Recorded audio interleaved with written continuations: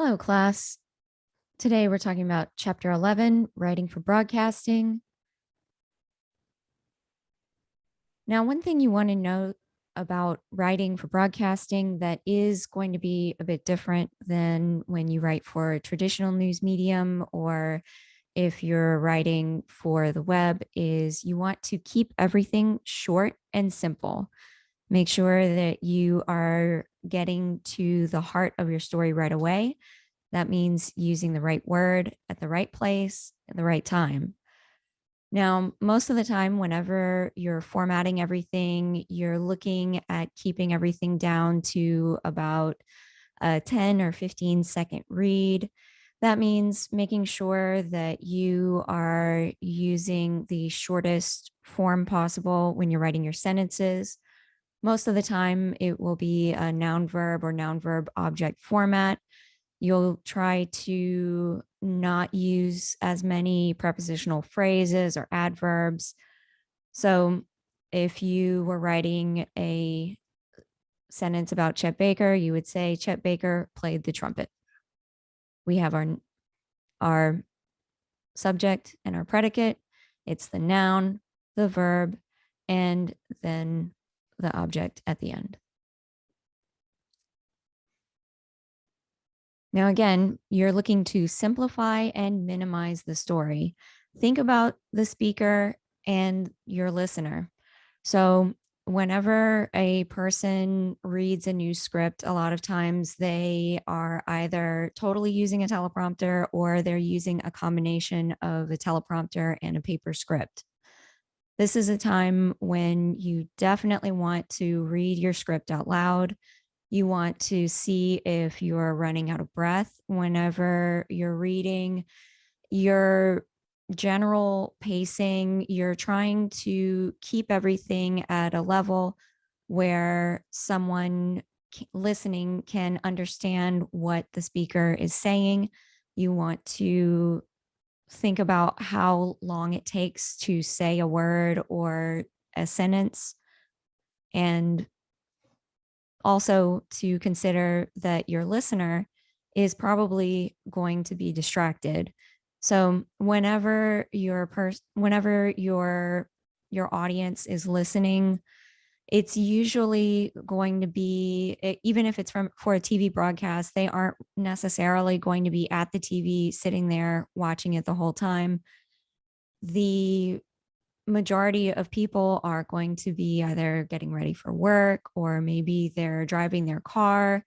And if you're writing for a radio show, so think short, easy to understand words, and you want to make your sentences very easy to understand as well. Make sure your thoughts are complete and also that they convey whatever information you need to give to your audience. Now, structure, most of the time you're looking at using either present or future tense when you're writing for broadcasting. A lot of stuff that happens in the past related to a story isn't necessarily something you would put into a broadcast script. However, of course, you will use past tense as necessary whenever you're discussing things that happened in the past but are still extremely relevant and necessary for someone to understand the current story. You're looking at writing a very quick script, probably 1 to 3 sentences. There actually are some scripts out there that are one sentence and they manage to offer the entire story. You're also looking at informing your audience. So, what do they need to know to understand what's happening well enough to make an informed decision about the topic? And of course, you want to write a catchy lead.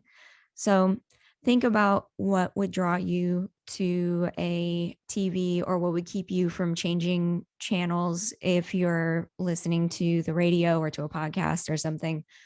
And keep that in mind whenever you're writing. A lot of times this does mean kind of leading with information explaining how this is relevant to the audience right now. You're looking at getting to the point. Make sure that as you're reading or as you're writing, you're thinking, okay, I'm dealing with a short time period to tell this story and probably someone who's busy. So let me get to the point, explain what they need to know so we can move on to our next story. Now, when you're structuring a script for broadcast, it is more or less the same as when you write it for anything else. You want to develop some kind of lead. Sometimes, if it's going to be a really short script, it might be the main point of the story. If you're able to include a little more information, then maybe you want to pull in your audience. Like if you're writing a sports script and you want to talk about the clash of the Titans having happening this weekend or something like that. So think about what will draw your audience's attention, whether it's because you want to say commuters need to watch out for a 4-car pileup on I-10, or if there's maybe a road closure somewhere. So main point, you want to so make sure that you're focusing on the main point and that you're drawing your audience in. If your story is one where you will need to explain something, make sure you're only including the essential details. How to figure out what details are essential: look at your lead. What part of this needs any additional explanation? And of course, for the ending, you're normally looking to move the story forward. So, for example, if you were writing a story about, let's say, construction fraud, and this particular person worked in the area where you're reporting, then you would say, hey, this is the number you need to call if you have also been defrauded by this person. Or if you have some other story, like if there's an upcoming election and you're reviewing all of the different items on the ballot, then you would say when people can go, the date for voting, or what people can do if they need to vote online or through the mail or something. When you're writing for a broadcast, of course, as we said, you're focusing on the present and the future. Now, here's an example script. This isn't from this year. This is from another year. But some vegetables at your grocery store may be affected by a contamination recall. Okay, if we look at this lead, it's saying that people who bought vegetables recently might need to go and check the date or pay attention to see if they are affected by this recall. Man Packing, a California produce company, has issued a voluntary recall after some of their vegetables tested positive for listeria. Okay, so listeria, pretty serious. We want to see if any of our vegetables are part of this recall. So, and we've also added a little explanation here where we say, okay, it's this company, they're from California, they issued a recall, and this is why they issued the recall. Now, we also include packaged vegetables under the Walmart, Whole Foods, and Signature Farms labels dated October 11th to the 20th are affected. Okay, so we're looking at what is affected right now. We're looking at anything packaged vegetables under those 3 brand names. So whenever you'll see this a lot for recall stories, a lot of times companies who actually grow produce, or if they are the slaughterhouse for whatever animal or something, they aren't the name usually that you see on a package. They usually distribute to a wider group.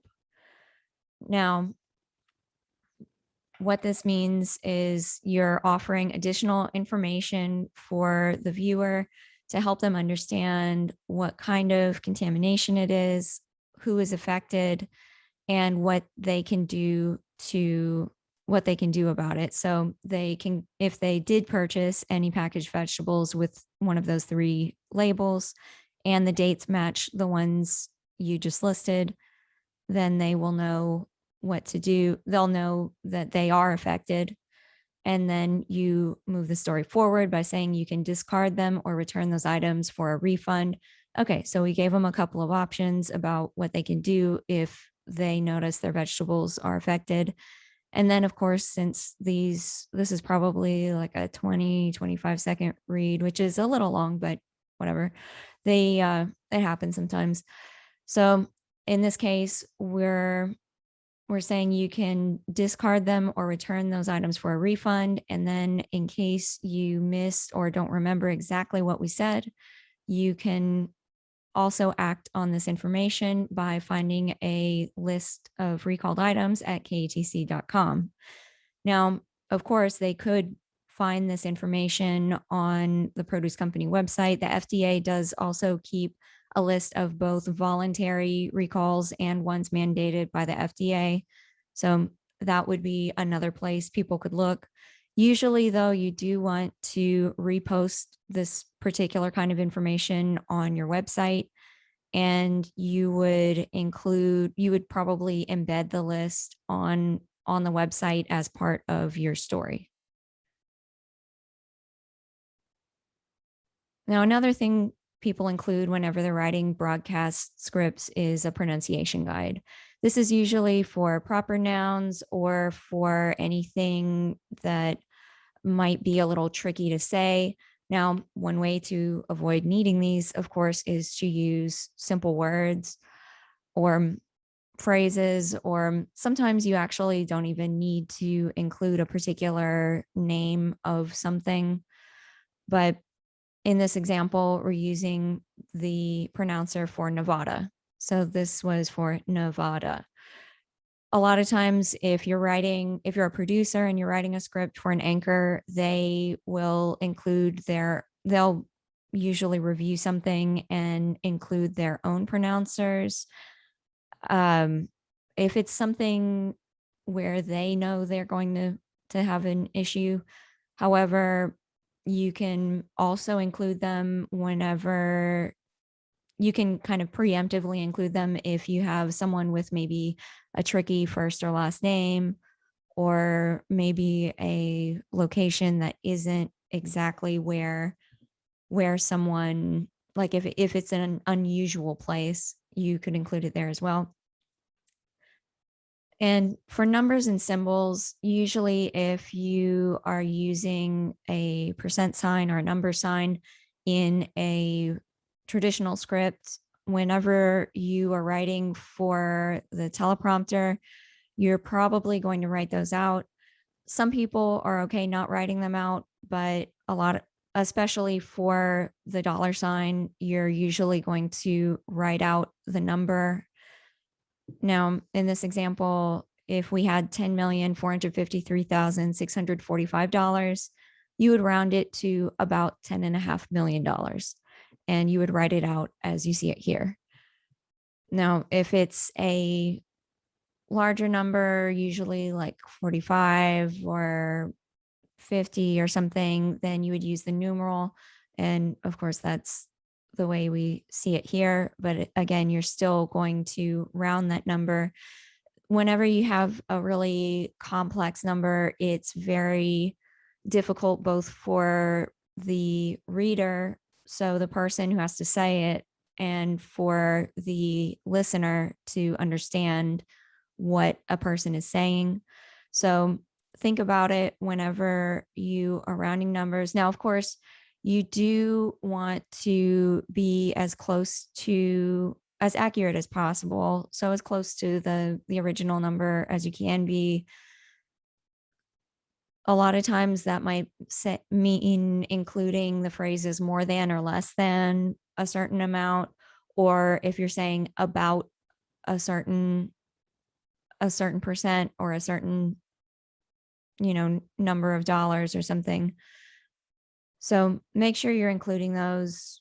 those words whenever you're writing to show that you are rounding and it is approximate.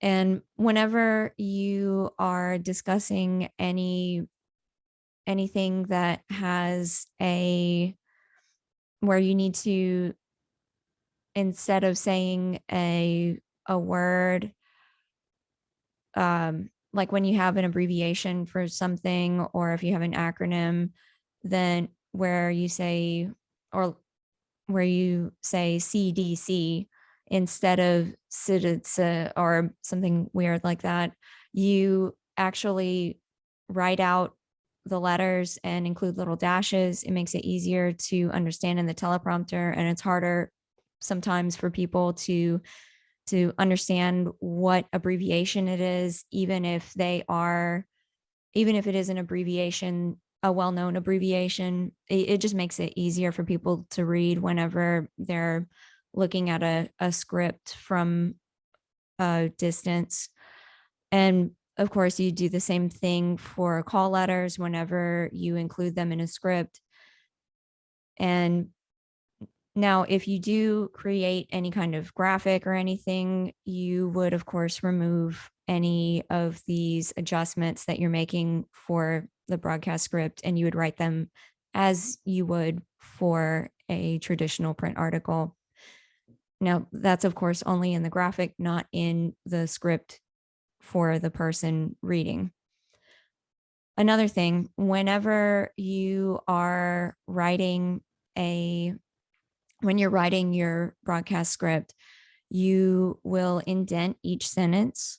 So instead of keeping everything as, little chunks of information, usually the software you're using, you need to probably hit enter in between each sentence to separate them. And it's often a good idea to also indent them so that way, if you have a sentence that is a little longer than the other ones, you're able to see where those breaks are in the teleprompter. And instead of using a comma, you would use an ellipsis. That's those 3 dots. It makes it easier for someone to understand that this thought continues, and they aren't worried about whether or not this is a comma or a period when they're trying to read this information out loud. For abbreviations, especially ones like saint or street, you are going to write out the word. You are not going to leave it as an abbreviation. If you are writing a number, of course, most of the time it is still going to be the numeral, so like 27 or 50 or what have you. And you would still write out numbers 1 through 9. I like to do 10 also. I feel like it's just easier to read. For on-screen references, whenever you're writing your script and figuring out what to include or what not to include, a lot of times you're able to have either a picture or a video or maybe a contact number, and you want to tell your audience, hey, this is available, like, hey, caught on camera, here's a video of some guy riding a lawnmower through Walmart. The important part is to draw someone not just by having this picture, but also telling them, hey, this picture is right here. Stop what you're doing and come watch this. So keep that in mind as you're developing scripts. And you also, of course, if you're doing any kind of fundraiser, or if you are covering a story where you want people to call a particular number or know a certain date or other important information, you want to reference your on-screen graphic where they can see the information you are saying and write it down for themselves at home, or at least just see it whenever it appears. Now, here are a few broadcasting terms. A VO is a voiceover. This is usually a video with a reporter or an anchor reading a script with it.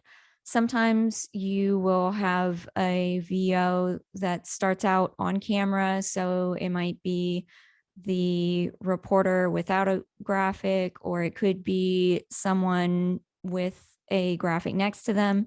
And then it goes to the video, or sometimes you will write them and you're going to include a transition in between. They use slightly different terms depending on where you're working, but a wipe or a stinger might be in between two VO reads. That way you can signal to the audience, hey, this thing is changing. It's a new story now. Another way you can break things up is by having an on-camera shot first and then going to a new video or graphic.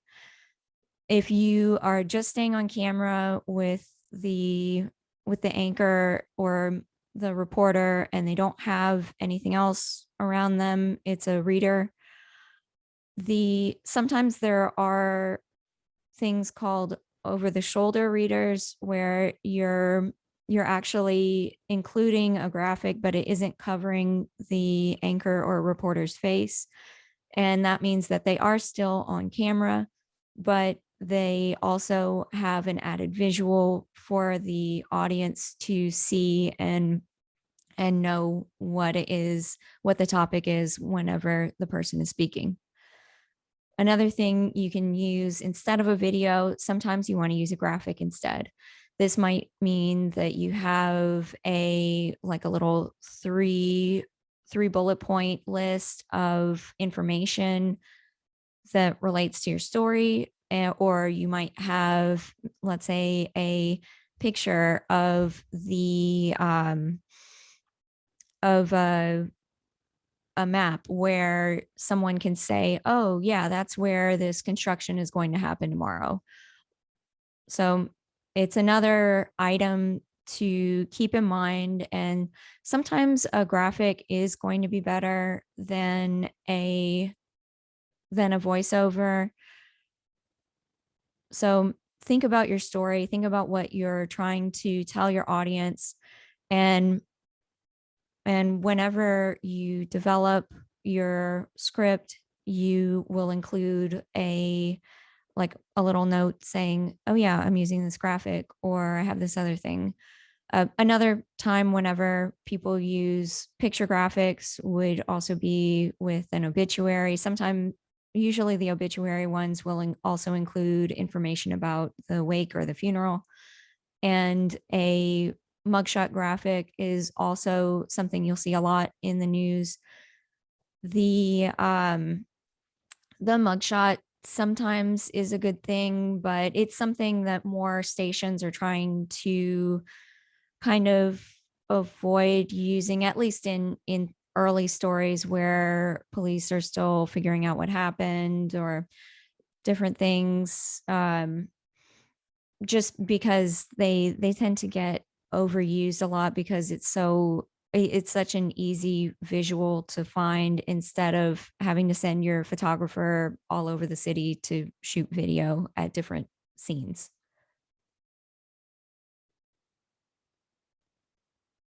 Now, a SOT is a sound on tape. And the reason this direct quote has the name sound on tape instead of quote is because they used to actually record everything on film, and you would, edit stuff together in the studio on this actual tape. And the so even though most people don't use that anymore, they do still keep the term sound on tape.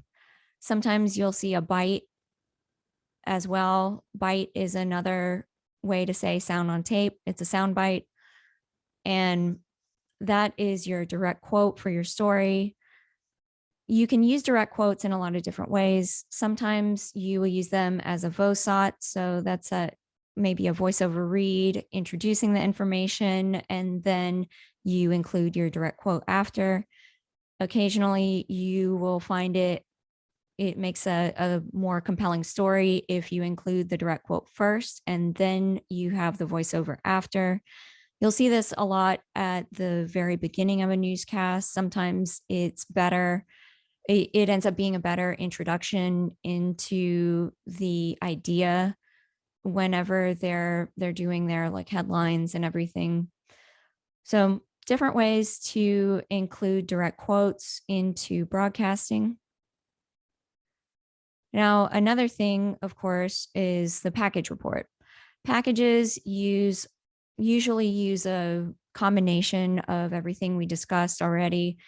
That would mean, voiceover reads. Sometimes you'll have graphics. Sometimes you'll have some SOTs or bytes in there. And of course, you do have information on camera from the reporters as well. Now, whenever they give this information, they'll usually start out on camera, either at the beginning of it, or maybe they'll have a stand up at the scene or wherever their story is taking place in the middle of the package report. And then they'll also have a sig out or a signature out at the end. That's whenever someone says, like in Lafayette, Danny DeVito, KATC TV3, that is offering the information of where they reported, who they are, and their station. Now, whenever someone is developing this kind of script, sometimes you will need to write an introduction for another person to read as well. Sometimes you'll actually be on the scene and you'll need to say, hey, we're live on scene at doing this stuff. And, everything is happening here, but here's some additional information about it. And then they'll do what's called a toss to the package report. And then they're able to add any additional information afterward. If you're working in the studio, a lot of times it will say either reader or on cam whenever they're on the set. And then a live shot, so either live or LOS, is going to be live on scene, not live on set.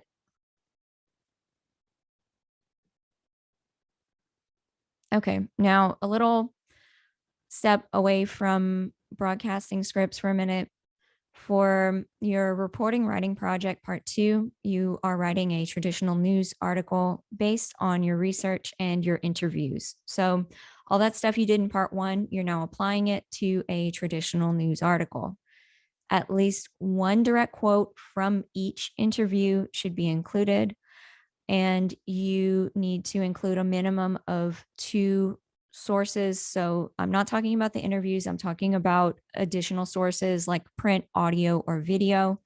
Make sure they do qualify as reliable sources, that they are relevant, and that they are timely. Please try to keep it to within the past month. I know sometimes that isn't possible, but with the last project, I felt like a lot of you were reaching back to, a year ago or more. And that isn't news. News is usually something you're either applying. If you are reaching back a little farther, it's because you need to develop the story into what is currently happening in this particular area, not the thing that happened a year ago. So again, make sure your sources are reliable. If you do need to use different sources than what you used in part 1, that's okay. Go in and see if your sources are still relevant after you did your interviews or as you're writing your story. You probably will need more than 2 sources. So go ahead and include them. It's okay. You can use more than 2. I would actually prefer if you use more than 2 for some of the stories you guys were discussing. So keep that in mind whenever you're writing. Sometimes you do need several sources in order to reliably report certain information. And of course, make sure you're going to a primary source whenever possible. Now, after, of course, you finish writing everything, at the end, you do need to include that reference section. I want to be able to look there and double check anything, see how where you're getting your information and how you're applying your research portion of the writing process. And your homework for the week, you have the chapter 10 and 11 keyword quiz due on Sunday. It is covering 2 chapters, so it's a few more points than normal. It also has a lot of, there are, it's just keywords for it. You don't have any like other questions related to the chapter. Make sure, of course, that you submit your reporting writing project part 2. That means the article I just mentioned, and everything should be good. All right, I will see you guys in class.